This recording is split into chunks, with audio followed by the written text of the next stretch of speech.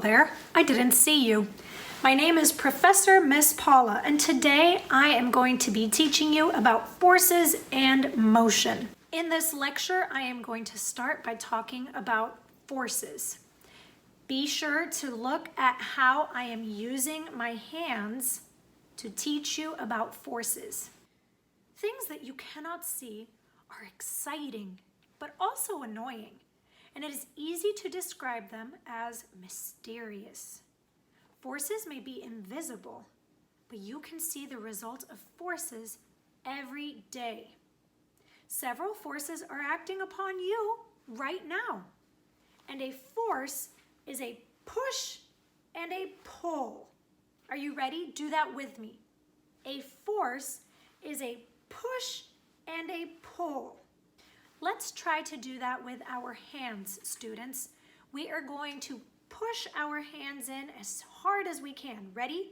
1, 2, 3. Push. That is a force.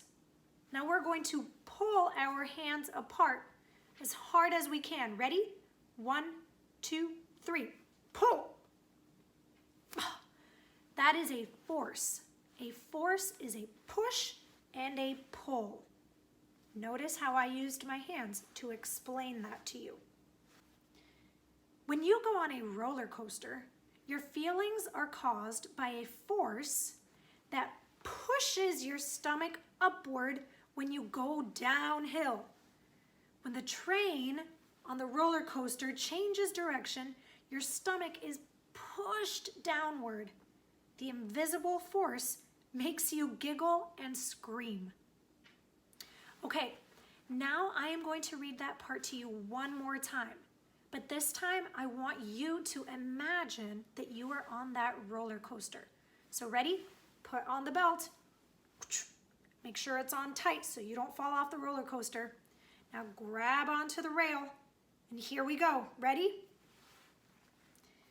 When you go on a roller coaster, your feelings are caused by a force that pushes your stomach upward when you go downhill.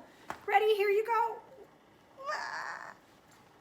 When the train changes direction, your stomach is pushed downward. The invisible forces make you giggle and scream.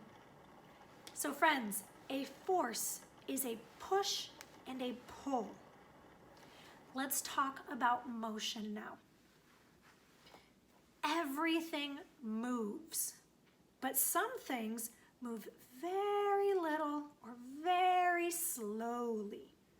Objects tend to resist changing their state of motion. That means objects usually don't want to stop moving the way that they are moving. Things that stand still want to stay still.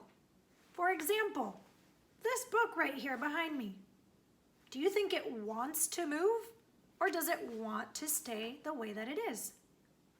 It wants to stand still. If something is going to move, a force needs to be involved. Some movements happen in a straight line, but some have a circular movement. When you throw a ball through the air, there are forces pushing the ball from different angles. That is why a ball goes straight or curves in a different direction after it is thrown.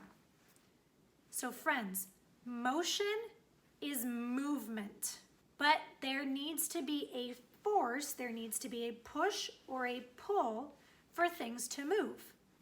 My book is still and wants to stay still until I push it or I pull it.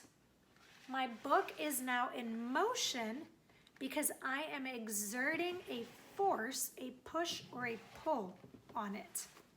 So the next time you open a door or you push a ball, remember that you are exerting a force. You are pushing or pulling.